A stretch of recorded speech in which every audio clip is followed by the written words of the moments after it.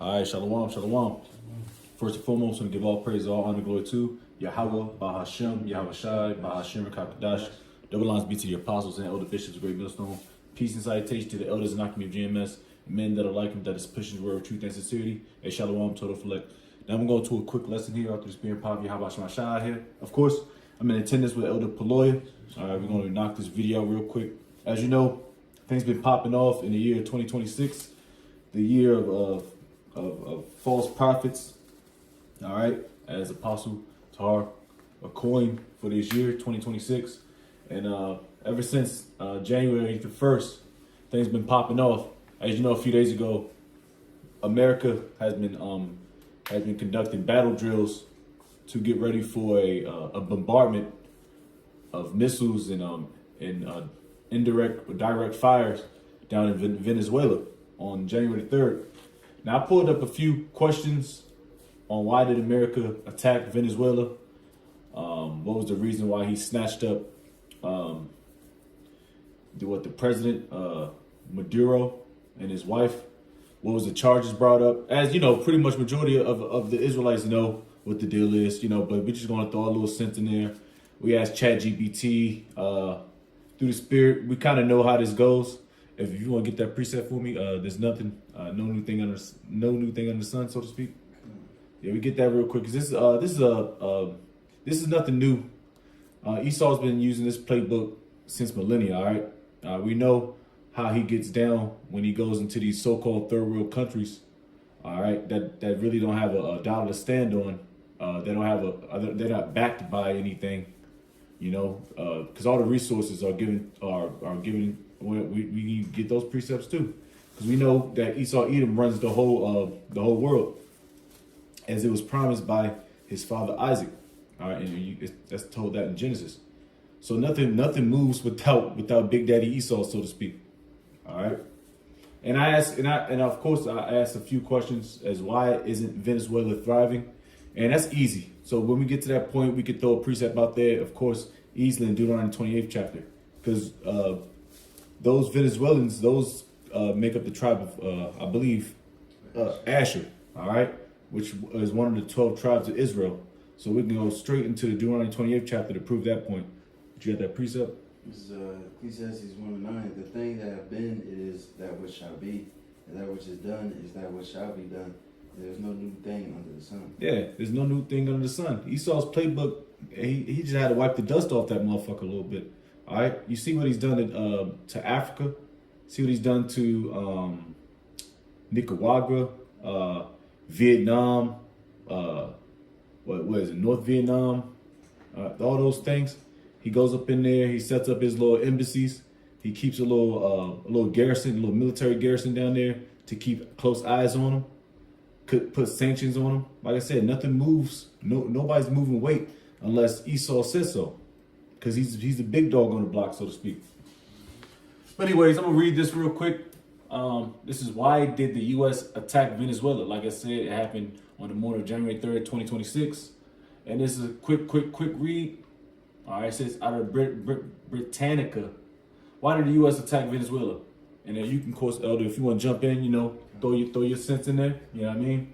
Because pretty much, and I think you the one that, if you want to roughly paraphrase after I read this couple things about how DJ Trump was talking his mad shit. Because pretty much what DJ Trump did, he deboed the block. He deboed Venezuela, and he told you how it's gonna go. All right. This is on the morning of January 3rd, 26. After months of buildup, the United States launched a large-scale military operation in Venezuela that resulted in the capture of Venezuelan President Nicolas Maduro and his wife Celia Flores Maduro. And his wife were flown out of the country, and Maduro has been indicted by the U.S. on charges of narco-terrorism. Are we going to use that? That's what Esau is using to expedite this process. All right, it says cocaine trafficking and possession of machine guns and destructive devices against the U.S. The operation follows months of military buildup from the U.S. in the region, with U.S. President Donald Trump accusing Maduro of supporting drug traffickers, accusations Maduro has vehemently denied. Trump said the U.S. would run the country following following Maduro's capture with particular attention to having U.S. oil companies take over Venezuela's struggling nationalized industry. All right. Says why was the last joint? It says why was Venezuelan President Nicolas Maduro captured? Once again on January 3rd, 2026, Nicolas Maduro was captured by the United States force in large. Hold on, is that the same shit? Oh, why is it? Oh, it's the same damn. It's the same joint. All right, that's pretty much in a nutshell of why they sent out. I'm just gonna throw out some names. The CIA, DEA, FBI. Well, I don't think FBI. That's more of a federal thing. But the DEA, CIA, some military personnel to go out there. You got, of course, you had the birds, and you got indirect fire. I don't remember where they hit directly in Venezuela, but it stirred up a lot to where they captured Nicolas Maduro on a RICO charge, so to speak. All right. You got anything? Oh yeah, I was about to say, the joint you was talking about, the boy Trump was speaking. You know, afterwards, you know, he ain't mentioned nothing about drugs. He just said, you know, we're gonna take this oil, bring U.S. companies into Venezuela, and he said, yeah, we're gonna make the Venezuelan people rich, but we gonna take some money too as well. Yeah. And now, real quick, there's a elder brother, took a picture of this nude. What's this from? CNN. Like that's what it looks like. But it says the headline says Trump warns Colombia, Cuba, Mexico, Iran, Greenland, and Mardello, Austria, whatever the hell that is. But yeah, because now he's threatening these different countries too as well. You know what I mean? Because Colombia is who is it? Colombia or Cuba? One of them two. Talking about avenging Venezuela and things like that. I think it was Colombia. Yeah, kind of. You see, you know, and then they just talking about Israel just planned to attack, or was approved of the attack, or something like that. And they said they don't know who it is, but they starting to see movement around Iran and explosions going on and shit. Oh, damn. So shit getting, it just seemed like they about to just start taking more and more. Yeah, hey, yeah, that's just straight up. Damn. See, I wanted to do a separate lesson on that, but that just had to come out through the spirit because I've seen something about, but that's talking about the tribes, man, the northern tribes, and the northern tribes are not too hard to get touched, man. Like I said, their economy is not good. It's honestly backed by America, so to speak. Like I said, nothing gets moved unless Esau has something to say about it. That's why Esau puts in these puppet rulers. And like I said, he puts his nose in everybody's business. That's why he's in Venezuela about the Debo and shit. And I looked up a simple fact about the 5 countries with the largest oil reserves. And this leads to my next question, which we already know about the largest oil reserves, which is Venezuela being top dog. All right, that's in the country of Venezuela, which is one of the tribes of Israel, which is the Asherites. All right, at 303.2 barrels. Saudi Arabia is sitting number 2, Iran number 3, Iraq number 4. All right, and that's another reason why there's never peace in the Middle East. All right, because look how much oil they got going on amongst these nations. All right, you got the Arabs, Iran, Iraq, the Ishmaelites, and the UAE, and then you got, and I think Maryland. Then you got United States sitting on 45 billion, which they're sitting around what? I think top 10. All right, so they're not number one, which America likes to be number one on everything, on everybody's list. You know, keepers at home. I know we had that. I got that yesterday. Huh? Oh yeah, because we was talking about this yesterday at camp. But yeah, these dudes are sitting on a lot of oil too, and they don't touch their reserves. They rather go to another country, which is Venezuela is considered a third world country due to their economics, and you know them pretty much catching them curses.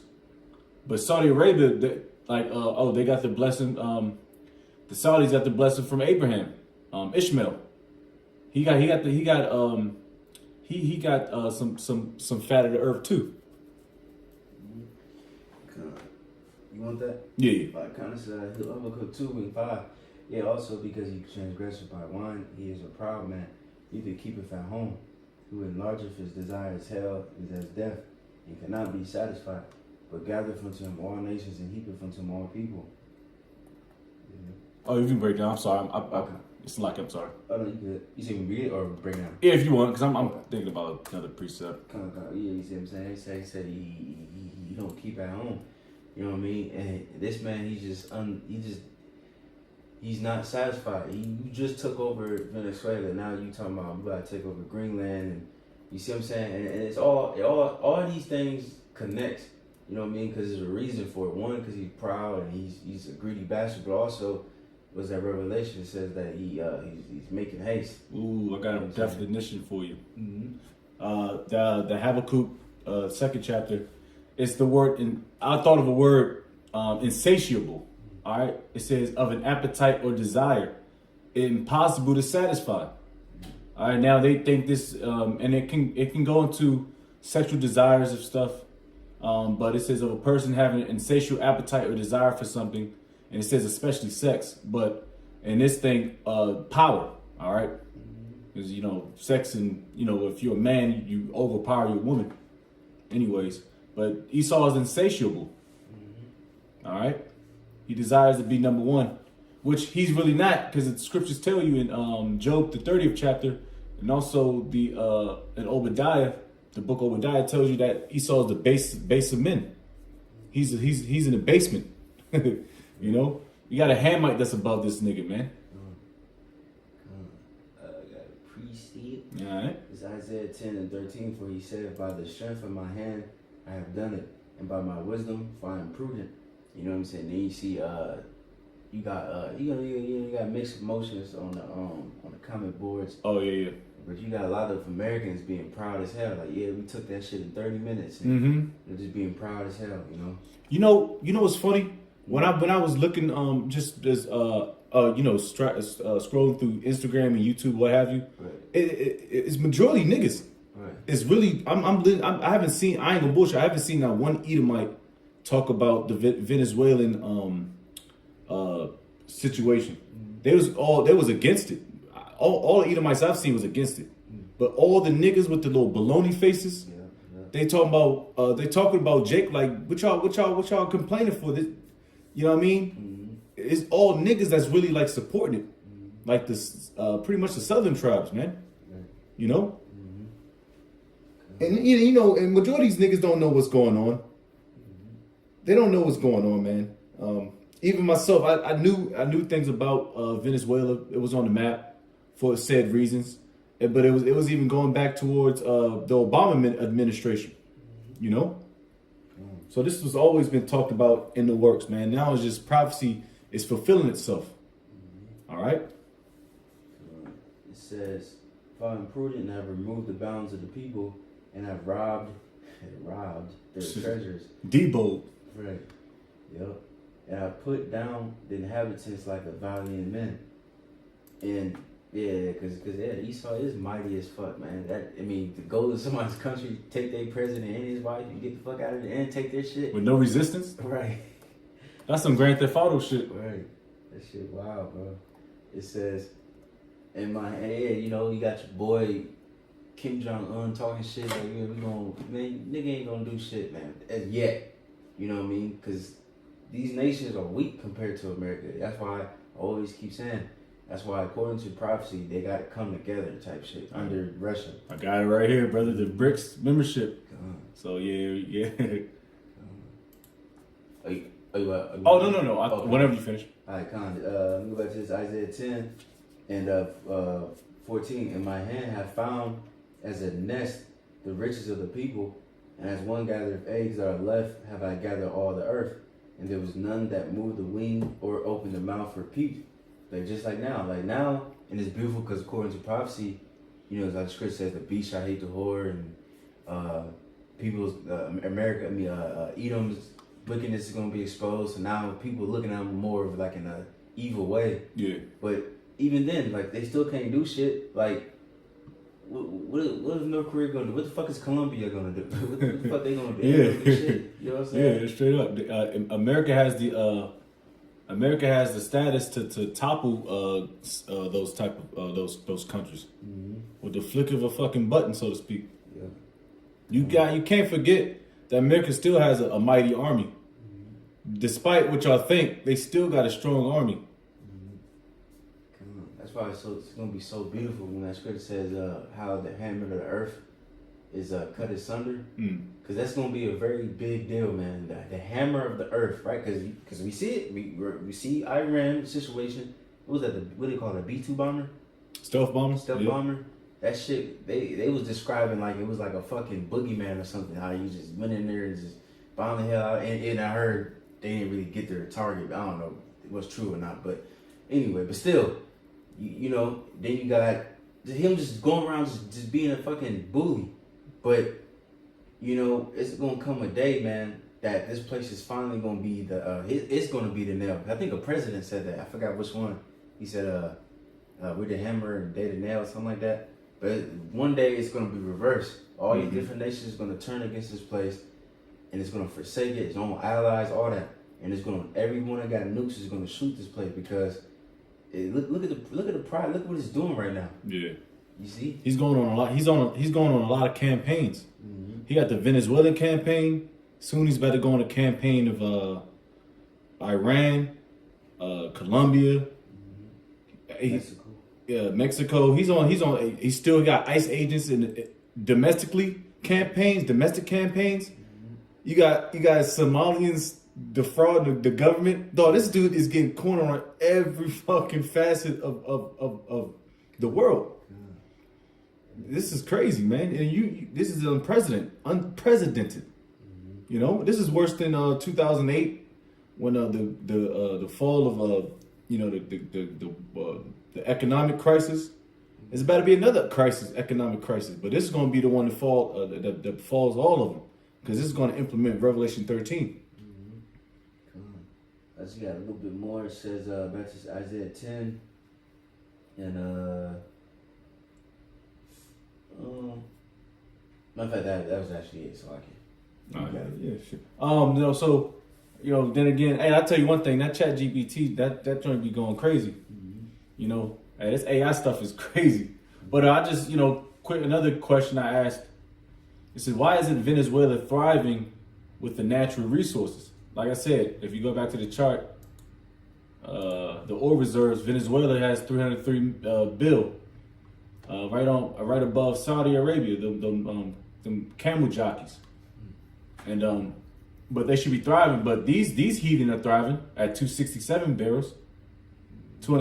billion barrels. But why isn't the Asherites thriving? So we go there, read real quick, and get Deuteronomy 28:48. It says Venezuela's failure to thrive despite its vast natural resources, particularly its oil reserves, is primarily due to mismanagement, underinvestment, and political instability. All right. It says overview of Venezuela's natural resources. Venezuela possessed the largest proven oil reserves in the world, estimated around 303 billion barrels, which should theoretically position it as a wealthy nation. However, the country has been struggling economically for years, with oil production declining significantly from its peak over 3 million barrels per day in the 90s to about 1 billion barrels per day recently. Key factors, of course, mismanagement and corruption. Of course, that's well proven throughout Jake's countries. Economic policies, that's the straits. If you go back down to economic policies, sanctions and international isolation. That's going into let me just read this one. Economic sanctions imposed by the United States, unrighteous decrees, Isaiah the 10th chapter, the first verse, and other countries have severely restricted Venezuela's ability. Like who's Venezuela's going to run to?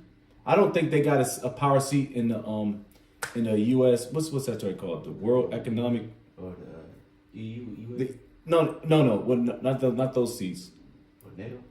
No, not NATO. The World Economic Forum. Oh yeah. When all the power hitters go up in them joint. I think that's what it's called. Anyway, I don't think Venezuela got a seat up in there. If they do, them niggas sitting in the fucking hallway. Just like the so-called blacks and Hispanics and Native Americans. Unless they got a puppet leader in there. Which I'll get the definition on that. It says imposed by United States and other countries have severely restricted Venezuela's ability to access international markets, technology, and investment. This has further hampered the oil sector's recovery and growth. There it is, man. This is good. Resource curse. Like I said, nothing moves unless Esau says so. All right. Resource curse. Venezuela's heavy reliance on oil exports has led to a lack of diversification on its economy. This phenomenon, known as the resource curse, has made the country vulnerable to fluctuations in oil prices and has discouraged investments in other sectors such as agriculture and manufacturing. Biggest thing is their oil is very, very thick and rich. It's hard to extract that oil and to make it into something profitable. Like Saudi Arabia, their oil is easier to manufacture, not Venezuela. I'm not gonna get into the science of it. I read a little bit of it, but their oil is more expensive to invest in. But that goes into the curses. All right, so I will read this because, like I said, just because y'all got Esau gave y'all own little country, y'all sitting in the cut, but y'all doing bad down there, man. South America is looking bad, man. You know, because we still under curses. Deuteronomy 28:48. Therefore shalt thou serve thine enemies, which the Lord shall send against thee in hunger and in thirst and in nakedness and in want of all things. And he shall put a yoke of iron upon thy neck until he have destroyed thee. That's exactly what Esau is doing to all the tribes, man. All right, he's putting yokes of irons upon our neck mentally. He's hitting them pockets up, man. You know, he's hitting our pockets up. He's putting sanctions on you and making it impossible for you to move that oil. But it's not impossible to move that dope. I mean, that dope, that cocaine, that heroin. That's easy. And you can watch all types of movies on that. Blow. That's a good movie. But my man, with Penelope Cruz in it. And my man, what's my name? Edward Scissorhands. Yeah, John. I forget. Dang, I know you talking about Jack Sparrow, nigga. Yeah, there it is. Hey, y'all know what you're talking about. But that's the reason why. Deuteronomy 20, they're still under the curses, man. So you're not meant to thrive here. All right. This is not your rest. But anyways, you got anything?